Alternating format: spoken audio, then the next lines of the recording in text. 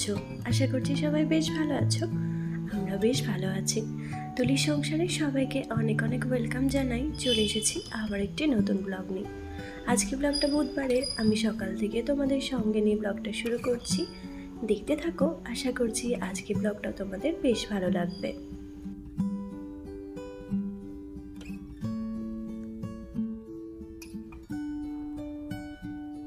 সকালবেলা ঘুম থেকে উঠেই মনে হয় কিছুক্ষণ যেন নেটওয়ার্কটা চলে যায়।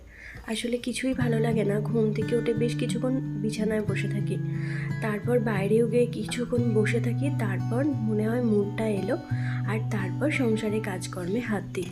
প্রথমেই তো সকালবেলা ইন্দুসোনার স্কুল থাকে, ওকে রেডি করা, ওর সমস্ত জিনিস রেডি করে টিফিন রেডি করে ওকে স্কুলে পাঠানো, আর তারপর চলে আমার সংসারের একটার পর একটা সমস্ত কাজকর্ম। তো সেটা দিয়ে আজকে শুরু করলাম আজকের দিনটা। এর কদিন আগে তো বিছানার চাদরটা চেঞ্জ করেছিলাম, কিন্তু কি বলতো, কালকে না ওই সোমবারেতে বিছানার চাদরটা চেঞ্জ করেছিলাম, আর কালকে আবার আমাকে এই চাদরটা পাততে হয়েছে। কেন জানো? কাল রাতের দিকে বিনিসোনা না ওই ইন্দু চা খাচ্ছিল, তো বিনিসোনা বিছানায় চাটাকে ফেলে দিয়েছে। এবার হলুদ চাদর তো, সেই জন্য সেই মানে একদম ছোপ লেগে গেছে। সেই জন্য ভাবলাম না, সঙ্গে সঙ্গে চাদরটা তুলে দিই, দিয়ে সেই একদম প্রথমে আমি ধুয়ে দিলাম, কিন্তু তারপর কাচতে দিয়েছি। সেই জন্য ভাবলাম যে এই চাদরটাই রাত্রে পেতে নিই। তো কালকে রাতে এটাই পাতা হয়েছিল। সকালবেলা ঘুম থেকে উঠে বিছানার চাদরটা একটু ঠিক করে নিচ্ছি, আর ওই যে বাসি কাজ যেটুকু থাকে সেটুকু করা হয়ে গেছে। যদিও খুব একটা বাসি কাজ আমার থাকে না, কাজের মাসি আছে তো সেই সমস্ত কিছু করে দেয়। আমি ওই যে বিছানা গোছানো এই সমস্ত কিছুটাই করি। তো এখন যেহেতু শ্বশুর শাশুড়ি আছে, সকালবেলা ঘুম থেকে উঠেই নাইটিটা রাত্রেবেলা পরেই শুই, সকালবেলা উঠেই সেটা চেঞ্জ করে নিই, শাড়ি পরে নিই, আর তারপর সংসারের সমস্ত কাজকর্মে লেগে পড়ি।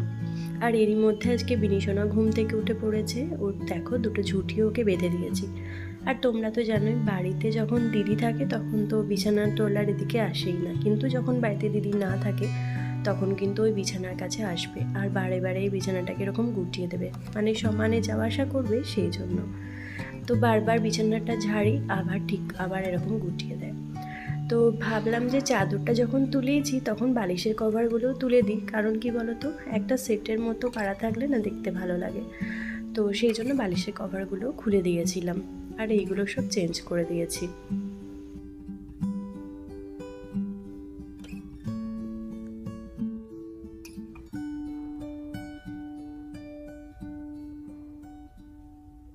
আর এই ঘরে বিছানাটা গোছানোর পর ওই ঘরে বিছানাটা তুলতে গিয়েছিলাম, কিন্তু দেখি মামনি বিছানাটা গুছিয়ে নিয়েছে। মানে ওই চাদরটা একটু ঠিক করে দিয়েছি, বাদ বাকি বালিশ টালিশ সমস্ত গুছিয়ে রেখে দিয়েছে। তাই ও ঘরের বিছানাটা এখন আর আমাকে তুলতে হয়নি। এই ঘরের বিছানাটাই সুন্দর করে গুছিয়ে নিয়েছি, তারপর চলে যাব সোজা রান্নাঘরে। আর এরই মধ্যে বিনিশোনার দুধ খাওয়া হয়ে গেছে, আর আমাদের ওই যে বললাম চা খাওয়া হয়ে গেছে। তো আমি যদি একটু বেলাতেই চাটা খেয়েছি, মানে একদম স্নান টান করে নিয়ে তারপর। তো তার মাঝখানে অন্য সবাইকার, বাপি তো দুবার চা খাওয়া হয়ে গেছে, আর আমার ওই একবার। আমি তো সকালবেলা একবারই চা খাই। যাই হোক, বিছানাটা তো পরিষ্কার হয়ে গেছে, এবার চলো টেবিলটা একটু অগোছালো হয়ে আছে, ওটা একটু গুছিয়ে নিই। এই যে কালকে মামুনিদের জন্য এক গাদা ওষুধ এনে দিয়েছে, সেগুলো আমি এখন গুছিয়ে ওই ঘরে দিয়ে দেবো। আর এই যে আমার লাকি বাম্বুটা, এটাও আজকে না জলটা একটু চেঞ্জ করে নেব। যদিও এই কয়েকটা দিন হলো, তাহলেও আজকে জলটা একটু পাল্টে নেব। আর এই যে এখানগুলি একটু একটু করে সুন্দর করে মুছে একদম পরিষ্কার করে গুছিয়ে রেখে দেবো।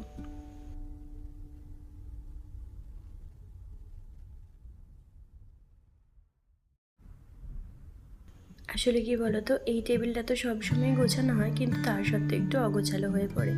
মানে এই যে এখানটা যেহেতু সামনের দিক, আর সব সময় এই জায়গাটাতে সমস্ত জিনিস নিয়ে এসে নামিয়ে দেয়, সেই জন্যই অগোছালো হয়ে যায়।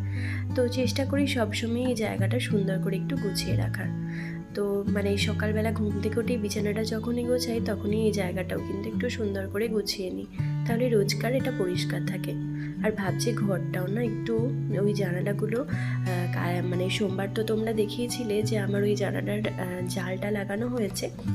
তো তারপর না ওই মানে নেটের ভেতর ভেতর যেগুলো নোংরা সেগুলো তো বাইরের দিকটা পরিষ্কার হয়ে গেছে, ভেতর দিকটা একটু নোংরা আছে। ওই দিকটা আমি ভাবছি একদিন পরিষ্কার করে নেব, আর পুরো সমস্ত জানলাগুলোই পরিষ্কার করে নেব ঘরের। তো দেখি কবে কি হয়। আসলে এখন একটু চাপ হয়ে গেছে, সেই জন্য না রোজ রোজ মানে ঘর ক্লিনিং করাটা হয়ে উঠছে না। কিন্তু পুজো চলে আসছে, এর মধ্যে তো ঘরগুলো একটু করে গুছিয়ে নিতেই হবে।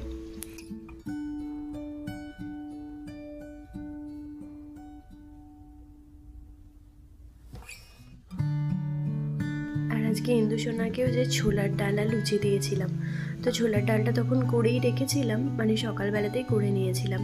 এখন আবার ওই যে খেতে দেবো বাপিকে বিনিসোনাকে, সেই জন্য একটু গরম করছি। আর নারকেল কোড়ানোটা মানে নারকেল কুচোনোটা তখন দেওয়া হয়নি, একটু নারকেল আর একটু কিশমিশ কুচিয়ে মানে ভেজে নিয়ে সেটা একটুখানি দিয়ে দিচ্ছি। সকালবেলায় না অত তাড়াতাড়ি আর হয়ে ওঠেনি, আসলে নারকেলটা ছাড়ানো ছিল না, সেই জন্যই আরই হয়ে ওঠেনি। তো ভাবলাম একটু নারকেলের যখন দিচ্ছি সঙ্গে একটু কিশমিশও দিয়ে দিই, খেতে কিন্তু খুব ভালো লাগে। তার ছোলার ডালের সঙ্গে লুচিটা কিন্তু খেতেই চাইছিল, সেই জন্য ভাবলাম টিফিনে ওকে বানিয়ে দিই। তো এই যে ছোলার ডালটা এক সাইডে হয়ে গেছে, রেখে দিয়েছি। আর এরপর হচ্ছে লুচিগুলো একটা একটা করে সমস্ত ভেজে নিয়ে তারপর খেতে দিয়ে দেবো সবাইকে।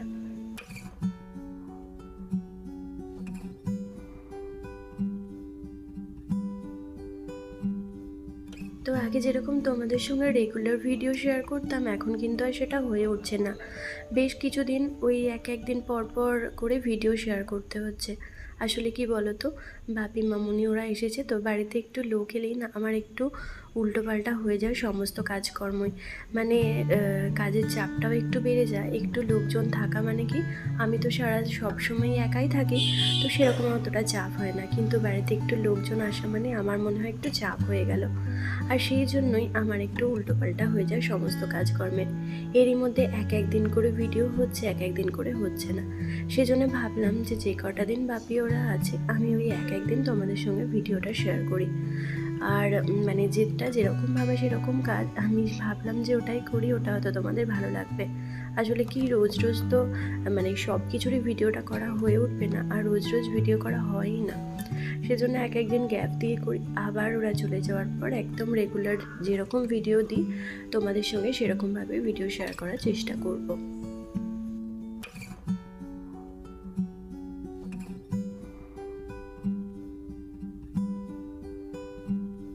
আর এখানে তোমাদের সঙ্গে কথা বলতে বলতে দেখো অনেকগুলো লুচি এখানে ভাজা হয়ে গেছে। আর মানে বেশ কয়েকটা ভাজা হয়ে গেছে, বাপিকে আর ইন্দুকে খেতে দিয়ে দেবো।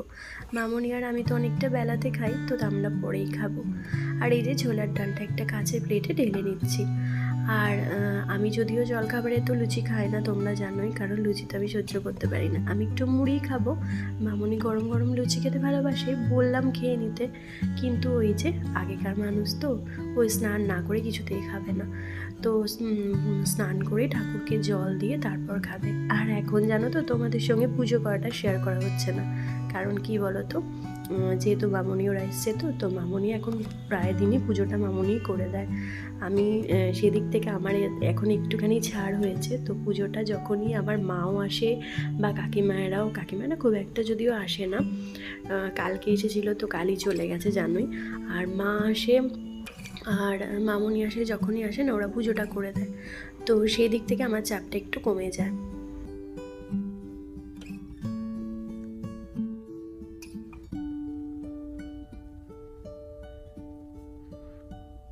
আর এই যে এদিকে জলখাবার খাওয়া হয়ে যাওয়ার পর আজকে আবার একটু লাউয়ের তরকারি করছি। সেদিন তো লাউটা দেখেছিলে নারকেল কোড়া দিয়ে করেছিলাম, ইন্দুর তো খুব পছন্দ হয়েছিল। আবার কালকেও ছোটো ছোটো লাউ দিয়ে গেছে, ভাবলাম আজকে আবার একটু নারকেল কোড়া দিয়ে করি, ও ভালো লাগবে। তো যেমন ভাবা তেমন কাজ, আজকেও একটুখানি লাউটা করলাম নারকেল কোড়া দিয়ে। আর সঙ্গে না আজকে মাছ ছিল না জানো তো, ওই একটুখানি ডিমের ঝোল করেছিলাম, পটল এনেছিল, পটল দিয়ে ডিমের ঝোল করেছিলাম।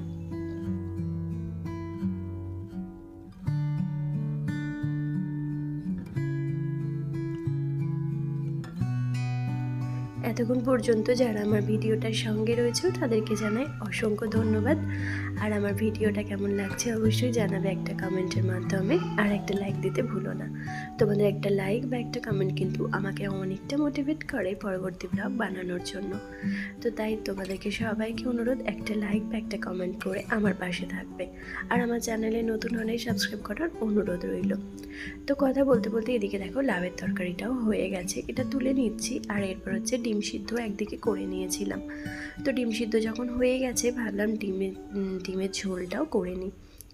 তো এই যে দেখো ডিমের ঝোলটার জন্য আলু, পটল, পেঁয়াজ, রসুন দিয়ে একদম করে মশলাটা কষিয়ে নিয়ে আলু পটল দিয়ে ভালো করে কষিয়ে নিয়েছি। এবার যে জল দিয়ে ঢাকা দিয়ে দেবো, তাহলে কিন্তু ডিমের ঝোলটা কমপ্লিট হয়ে যাবে।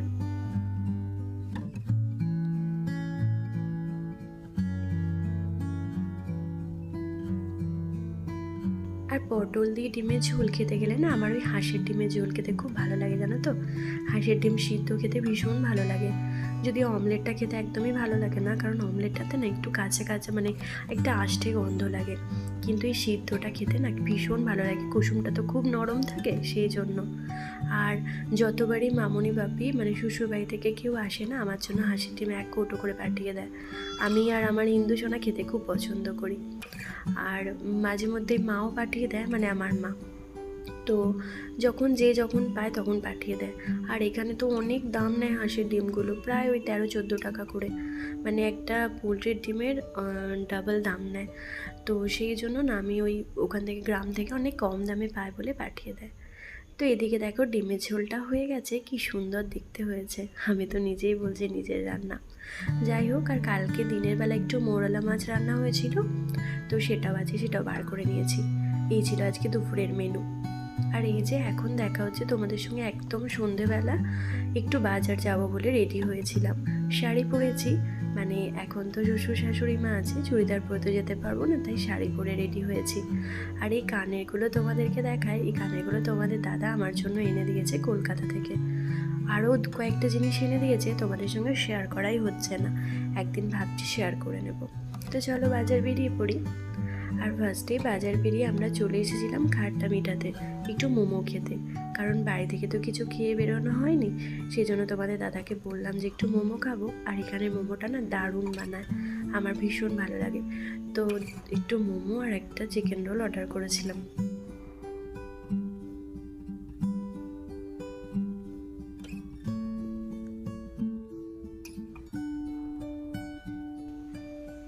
তো খাওয়া দাওয়া হয়ে যাওয়ার পর আমরা চলে এসেছিলাম বাটাতে। ওই মামনি বাপি ওদের জন্য মানে জুতো কেনার ছিল, আর ইন্দুর জন্য এক জোড়া হাওয়াই নেওয়া ছিল, মানে হাওয়াই চপ্পল। তো সেই জন্যই এসেছিলাম এখানে। বিনি সোনার জুতোও দেখছিলাম, কিন্তু সেরকম পছন্দ হচ্ছিল না, ওই একই ধরনের জুতো। তো সেই জন্য এখান থেকে ওই ইন্দুর জন্য এক জোড়া নিয়েছে, আর বাপি আর মামনির জন্য 2 জোড়া করে জুতো নেওয়া হয়েছে। তো এরপর আমরা বাড়ি চলে এসেছিলাম। আর ওই যে আসার পথে না একটু আইসক্রিম কিনেছিলাম, সেটা নিয়ে বাড়ি চলে এসেছিলাম। এখানে দেখো বিনি সোনা আর ইন্দু খেয়েছে কর্নেটো, আর আমি খেয়েছি কুলফি, মানে আমরা সবাই। তো এই খেতে খেতে আজকে ব্লগটা এখানেই শেষ করলাম। কেমন লাগলো অবশ্যই জানিও কমেন্টের মাধ্যমে।